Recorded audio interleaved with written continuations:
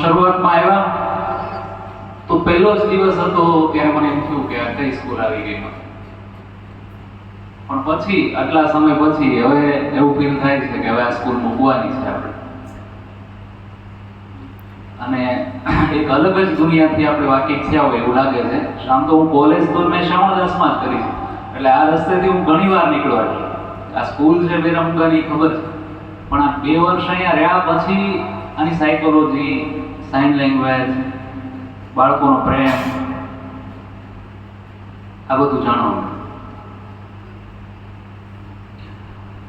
ખરેખર આમ કહીએ ને તો આમ જુદું જ છે, બધા કરતા, બધી સ્કૂલ કરતા જુદું છે. હવે આ સ્કૂલ તો લગભગ ઓલ ગુજરાતમાં આપણે જોવા જઈએ તો બીજે ક્યાંય એવો સપોર્ટ નહીં મળે, મને એવું લાગે છે, જેટલો સપોર્ટ આ સ્કૂલમાંથી બાળકો થ્રુ મળ્યો છે, શિક્ષકો થ્રુ મળ્યો છે,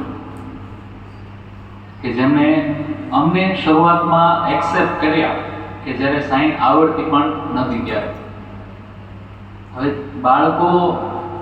બાળકોએ ત્યારે ટ્રસ્ટ મૂક્યો, એટલે પહેલાં તો એ બાળકોને થેન્ક યુ કે તમે અમને મોકો આપ્યો અને આ એક નવી ભાષા શીખવા કાબિલ બનાવી.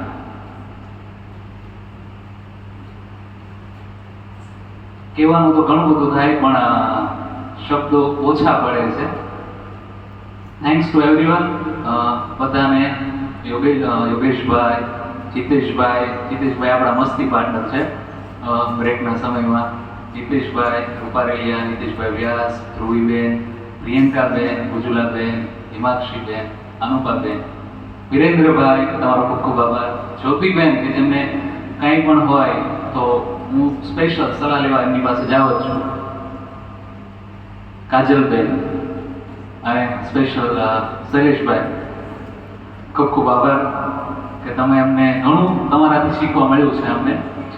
અને અમારો જ્ઞાન સહાયક ભાર્ગવભાઈ, નીતાબેન, રોશનીબેન, વર્ષાબેન, બધાથી મને શીખવા મળ્યું છે. નાના બાળકથી લઈને શૈલેષભાઈ સુધી બધા કંઈક ને કંઈક નવું જાણવા મળ્યું છે, અને એ માટે હું તમારો આભારી છું. Thank you. બસ.